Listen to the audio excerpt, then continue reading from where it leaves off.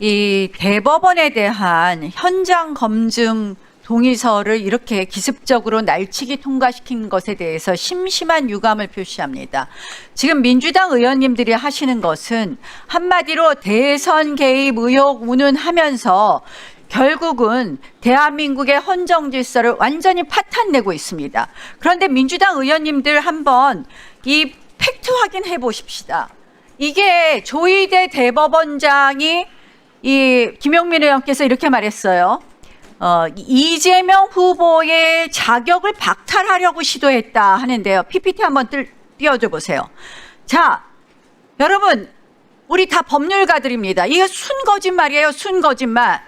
자, 5월 1일 날 파기환송했어요.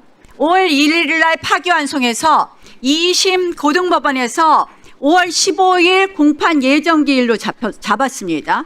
자, 2심에서 아무리 빨리 해도 자, 여러분들 생각하는 것처럼 판결 선고를 5월 16일에 한다고 칩시다. 판결 선고일부터 7일 안에 상고하게 돼 있습니다. 상고를 하고 그다음에 상고되면 소송 기록이 접수돼서 소송 기록 접수 통지서를 보내고 그리고 그로부터 20일 안에 상고 이유서를 내게 돼 있어요. 소송 기록 접수 통지를 아마 이재명 피고인은 안 받았을 거고 즉시 받는다고 하더라도 7일 플러스 20일, 27일이 지나야지 대법원에서 재판할 수 있는 거예요. 그러면 6월 2일이 훌쩍 넘습니다. 우리 대통령 선거일 6월 3일을 지나요. 그런데 어떻게 후보 자격을 박탈합니까? 고등법원에서 판결이 나면 후보 자격 박탈할 수 있습니까? 그게 다시 대법원에 다시 상고심에 가갖고 그게 확정돼야지 판결 후보 자격을 박탈할 수 있는 거 아닙니까?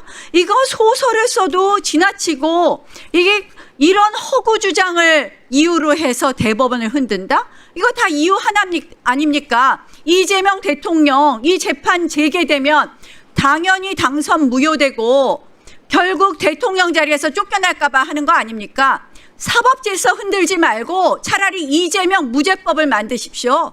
그게 낫겠어요. 대한민국 헌정질서 이렇게 흔들어도 됩니까? 아니, 이 대선 개입 의혹이 오늘 청문회 한 것도 자, 5월 1일 대법원에서 왜 대법원에서 이 판결했겠습니까? 1심은 유죄인데 2심은 완전히 인식의 표명이다. 의견의 표명이다 하면 몽땅 무죄되는 거짓말 면죄부준 아니 판결문 자체가 이해가 안 되는 판결문이에요. 그러니까 대법원으로서는 사법 신뢰가 흔들리게 됐다. 1심하고 2심이 정반대이니까 이걸 정리해 줘야 되겠다라는 의미에서 대법원에서 판결하는 거 아니겠습니까? 왜? 두 가지 판결이 너무나 극과 극이니까 그걸 정리해 주겠다고 대법원에서 판결한 겁니다. 근데 이걸 갖다가 이재명 대통령 후보를 박탈하려고 그랬다? 소설을 써도 적당히 쓰십시오. 여러분들이 이렇게 해갖고 시간상 불가능한 것, 소송 기록 접수 통지가 있어야 되고 그다음에 상고를 해야 되고 그렇게 해서 대법원 판결이 확정돼야지 이재명 대통령 후보 자격이 박탈되는 건데 이런 식으로 한다는 게 말이 되냐는 말입니다.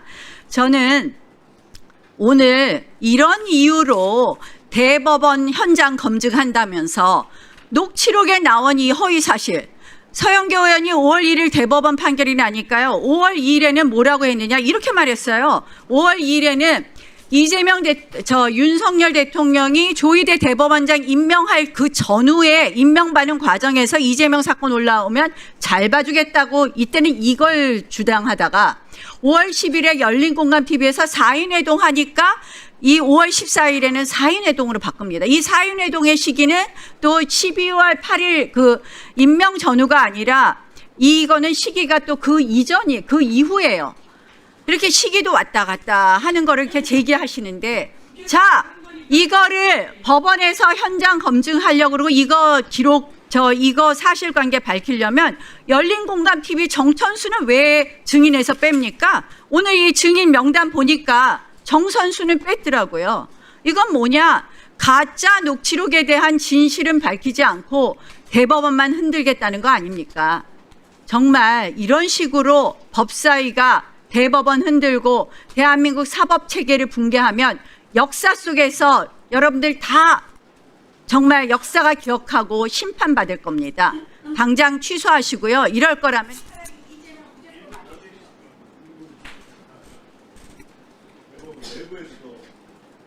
네, 또 토론하실 위원님 계십니까?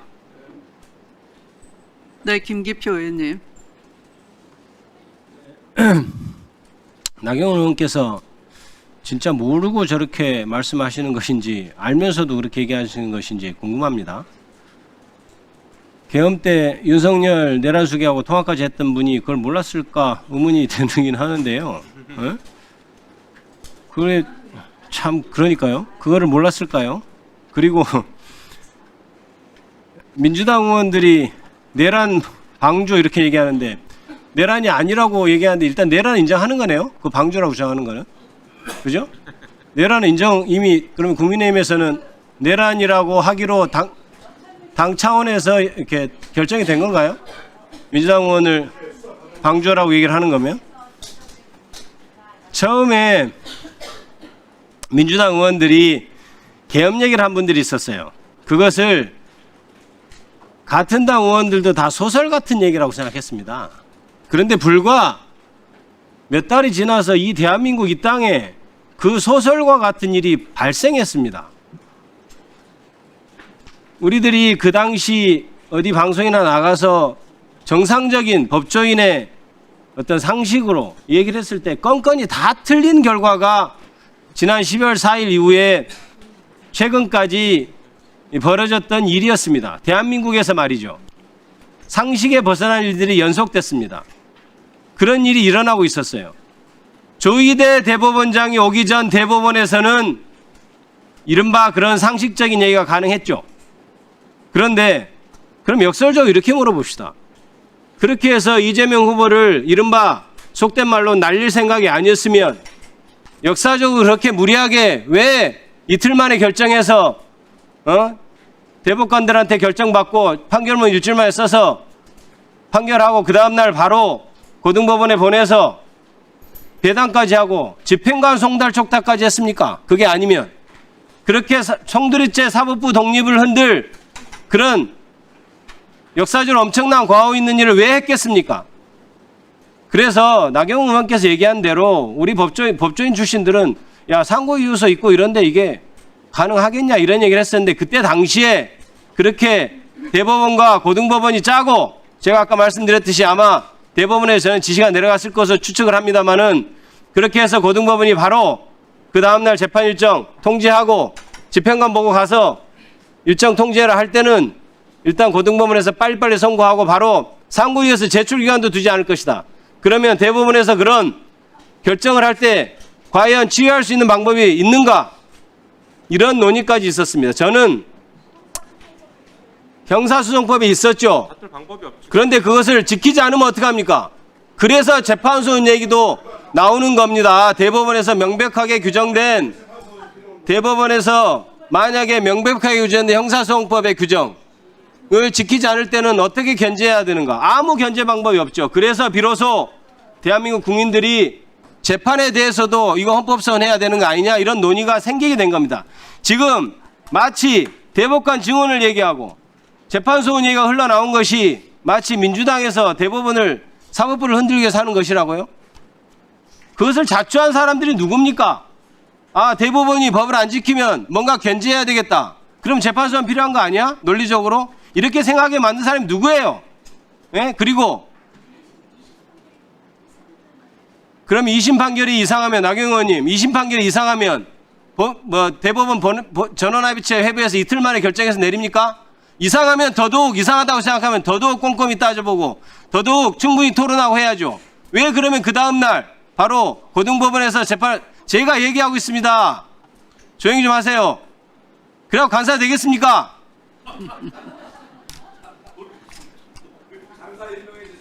간사 임명 절대 안 됩니다. 네, 아니 토론에 다른 의원 발언하고 있는데 방해하는 사람이 어떻게 간사 자격이 있습니까? 무슨 발언을 유도했습니까?